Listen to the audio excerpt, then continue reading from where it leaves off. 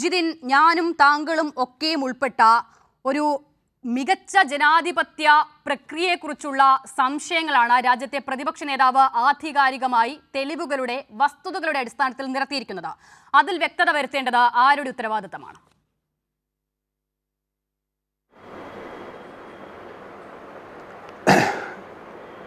താങ്കളുടെ ചോദ്യത്തിലേക്ക് വരുന്നതിന് മുമ്പ് രാഹുൽ ഗാന്ധി ഉന്നയിച്ച പ്രധാനപ്പെട്ട 4 ആരോപണങ്ങൾ ഞാൻ അങ്ങയുടെ ശ്രദ്ധയിലേക്ക് വീണ്ടും കൊണ്ടുവരാൻ ആഗ്രഹിക്കുകയാണ്.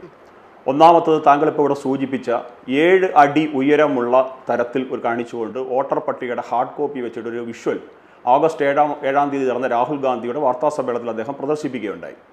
അദ്ദേഹം അതിന് ആവശ്യപ്പെട്ടത് ഞങ്ങൾക്ക് എക്സൽ ഫോർമാറ്റിലോ അല്ലെങ്കിൽ സോഫ്റ്റ് കോപ്പി ഫോർമാറ്റിൽ, അതായത് ഒപ്റ്റിക്കൽ ക്യാരക്ടർ റെക്കഗ്നേഷൻ വഴി റീഡ് ചെയ്യാൻ സാധിക്കുന്ന തരത്തിൽ വോട്ടർ പട്ടിക തരണം എന്നുള്ളതാണ്. ആ ആവശ്യത്തെ വർഷങ്ങൾക്ക് മുമ്പ് തന്നെ കോൺഗ്രസിൻ്റെ ഈ ആവശ്യത്തെ ബഹുമാനപ്പെട്ട രാജ്യത്തെ ഏറ്റവും വലിയ കോടതി, സുപ്രീം കോടതി അത് നിഷേധിച്ചിട്ടുള്ളതാണ്. അങ്ങനെ കൊടുക്കാൻ സാധിക്കില്ല.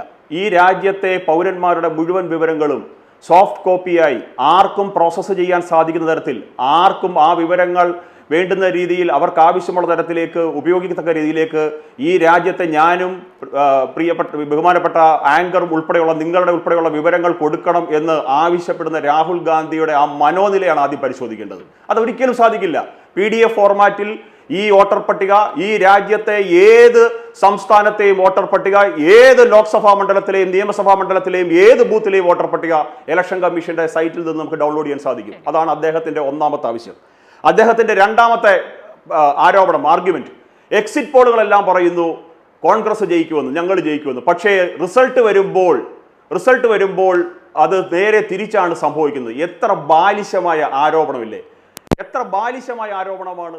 എക്സിറ്റ് പോൾ പോലെ ഈ രാജ്യത്തെ തെരഞ്ഞെടുപ്പുകളുടെ റിസൾട്ട് വരണം എന്ന് ഒരു പ്രതിപക്ഷ നേതാവ് വാശി പിടിക്കുമ്പോൾ കുട്ടികൾ ഐസ്ക്രീം വേണം, എനിക്ക് ആ ഫ്ലേവർ ഐസ്ക്രീം വേണം എന്ന് വാശി പിടിക്കുന്നത് പോലെയല്ലേ നമുക്ക് തോന്നുന്നത്.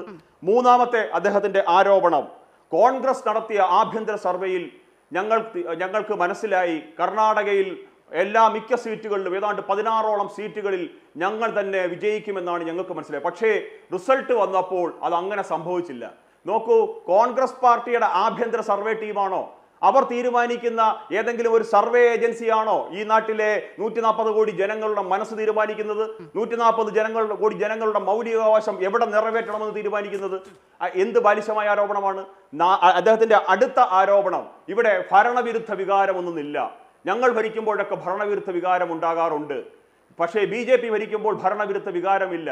ഇതേ രാഹുൽ ഗാന്ധി തന്നെയാണ് 2024 ലോക്സഭാ ഇലക്ഷന്റെ റിസൾട്ട് വന്ന സമയത്ത് 303 സീറ്റിൽ നിന്ന് ഭാരതീയ ജനതാ പാർട്ടി 240 സീറ്റിലേക്ക് പോയ സമയത്ത് ഇവിടെ രാജ്യത്തെ ഭരണവിരുദ്ധ വികാരമാണ്, അത് ഉൾക്കൊണ്ടുകൊണ്ട് ഭരണത്തിൽ നിന്ന് മാറി നിൽക്കാൻ തയ്യാറാകണം എന്ന് ആവശ്യപ്പെട്ട രാഹുൽ ഗാന്ധിയാണ് ഈ പറഞ്ഞ തെരഞ്ഞെടുപ്പ് കഴിഞ്ഞ് ബാംഗ്ലൂർ സെൻട്രൽ ഇലക്ഷൻ കഴിഞ്ഞ് 1 വർഷത്തിന് ശേഷം അന്നൊരു ഇലക്ഷൻ പെറ്റീഷൻ പോലും കൊടുക്കാൻ സാധിക്കാത്ത ഈ രാഹുൽ ഗാന്ധി എന്തൊക്കെയോ ഗിമിക്സ് കാണിച്ചുകൊണ്ട് ഒരു 15 മിനിറ്റ് പൊറോട്ട് നാടകം ഈ പറഞ്ഞ രീതിയിൽ വാർത്താ സമ്മേളനത്തിൽ കാട്ടിക്കൂട്ടിയത്.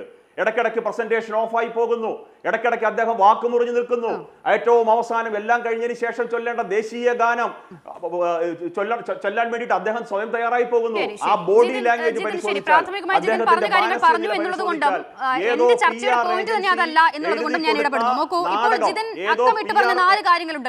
ഈ 4 കാര്യങ്ങൾ മാത്രമാണോ രാഹുൽ ഗാന്ധിയുടെ വാർത്താ സമ്മേളനത്തിന്റെ ഭാഗമായി? അല്ല, ഞാൻ ചോദിക്കട്ടെ ഈ 4 കാര്യങ്ങൾ മാത്രമാണോ രാഹുൽ ഗാന്ധിയുടെ വാർത്താ സമ്മേളനത്തിന്റെ ഭാഗമായി ജിതിൻ കേട്ടത്? ഈ 4 ഭാഗങ്ങൾ അല്ലെങ്കിൽ ഈ 4 കാര്യങ്ങൾ മാത്രമായിരുന്നില്ല ആ വാർത്താ സമ്മേളനത്തിന്റെ കാതലായ കാര്യങ്ങൾ എന്നുള്ളതാണ് ജിതിൻ. നോക്കൂ, ഇവിടെ തെളിവുകൾ നിരത്തി കൃത്യമായ പേരുകൾ സഹിതം അക്കമിട്ട് നിരത്തിയാണ് രാഹുൽ ഗാന്ധിയുടെ വാർത്താ സമ്മേളനം. അതിലിപ്പോൾ താങ്കൾ തന്നെ പറഞ്ഞതുപോലെ ബാംഗ്ലൂർ സെൻട്രൽ ആ മണ്ഡലത്തിലെ മാത്രം കാര്യമെടുക്കാം. രാഹുൽ ഗാന്ധി പറഞ്ഞതാണല്ലോ, അവിടെ 7 നിയമസഭാ മണ്ഡലങ്ങളുള്ള ലോക്സഭാ മണ്ഡലം, അവിടെ മഹാദേവപുര ഒഴിച്ച് ബാക്കി 6ഇടത്ത് കോൺഗ്രസിനുണ്ടായിരുന്ന ലീഡ് 6ഇടത്ത് കൂടെ കൂട്ടി 85,000 വോട്ടിന്റെ ലീഡ് ഉണ്ടാകുന്നു കോൺഗ്രസിന്. 7ാമത്തെ നിയമസഭാ മണ്ഡലം മഹാദേവപുരയിൽ വോട്ടെണ്ണുമ്പോൾ അവിടെ മാത്രം 1,14,000 വോട്ട് BJPക്ക് ഉണ്ടാകുകയാണ്. അങ്ങനെ 35,000 വോട്ടിന്റെ വിജയം. ഇനി ആ മണ്ഡലത്തിലെ വോട്ടർമാരുടെ കണക്കുകളിലേക്ക് വരുമ്പോൾ ഇവിടെ മാത്രം 11,965 ഇരട്ട വോട്ട് ഉണ്ടായിരിക്കുന്നു. വ്യാജവിലാസത്തിൽ 40,009 വോട്ടർമാർ.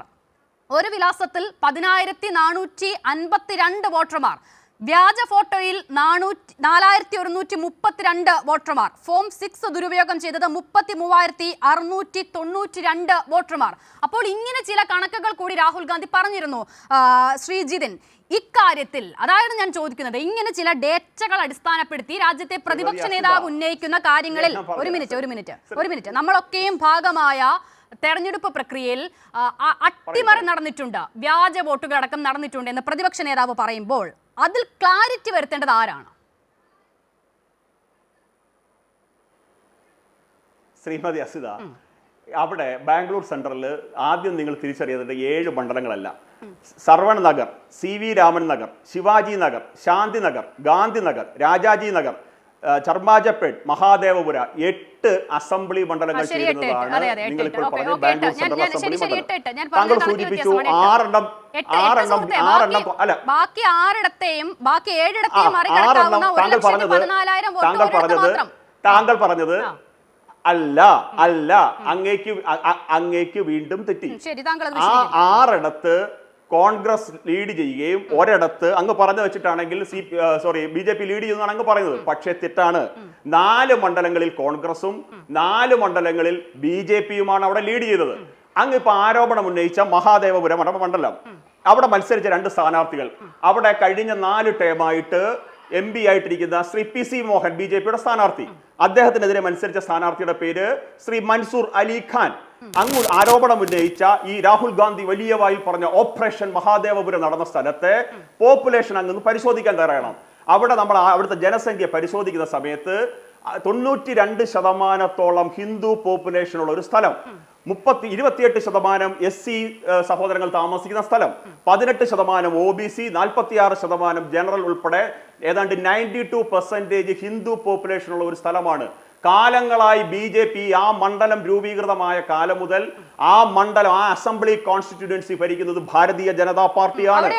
ആ ബാംഗ്ലൂർ സെൻട്രൽ മണ്ഡലം രൂപീകൃതമായ കാലം മുതൽ ആ മണ്ഡലത്തിലെ ഭാരതീയ ജനതാ പാർട്ടി സ്വാഭാവികമാണ്. അപ്പോഴും അതിലെ പ്രശ്നം തീരുന്നില്ല. ശ്രീജിതിൻ, എന്താണ് പ്രശ്നം? ഇത്രയധികം വോട്ടുകൾ വിവിധ രീതിയിൽ അവിടെ അനധികൃതമായി വന്നിട്ടുണ്ട്. അല്ല ഞാൻ ചോദിക്കുന്നത് അനധികൃത വോട്ടുണ്ടല്ലോ, അനധികൃത വോട്ട്, ഈ അനധികൃത വോട്ടുകൾ, ആ വോട്ടുകളെ കുറിച്ചാണ് ചോദ്യം. അതിലിപ്പോൾ ആ വോട്ടുകൾ പോൾ ചെയ്യപ്പെട്ടിട്ടുണ്ട് എന്നത് രാഹുൽ ഗാന്ധി പറയുമ്പോൾ ശരി, ഞാൻ പറഞ്ഞു തരാം മേഡം, അങ്ങ് വിഷമിക്കാതെ, ഞാനൊരു ഇരിപ്പുണ്ടല്ലോ, ഞാൻ പറഞ്ഞു തരാം മേഡം. അവിടെ രാഹുൽ ഗാന്ധി ഉന്നയിച്ച ഒരു ആരോപണം, ആ ആരോപണം എന്ന് പറയുന്നത് ശകുനി റാണി എന്ന് പറയുന്ന ഒരു മേഡം അവർ 2 ഇടത്ത് വോട്ട് ചെയ്തു. ഇതാണ് രാഹുൽ ഗാന്ധിയുടെ ഒരു ആരോപണം. ഇന്ന് ഇലക്ഷൻ കമ്മീഷൻ നോട്ടീസ് കൊടുത്തിട്ടുണ്ട്. നിങ്ങളിപ്പോ പറഞ്ഞ ഈ രാജ്യത്തിന്റെ ജനാധിപത്യത്തെ തിരിച്ചുപിടിക്കാനായി കാവലായി മാലാഖയായി ഇറങ്ങിയ രാഹുൽ ഗാന്ധിക്ക് നിങ്ങൾ പറഞ്ഞ ആരോപണം തെറ്റാണ്. നിങ്ങൾ വ്യാജരേഖയാണ് ഉയർത്തി കാണിച്ചിരിക്കുന്നതെന്ന് ഇലക്ഷൻ കമ്മീഷൻ നോട്ടീസ് കൊടുത്തിട്ടുണ്ട്.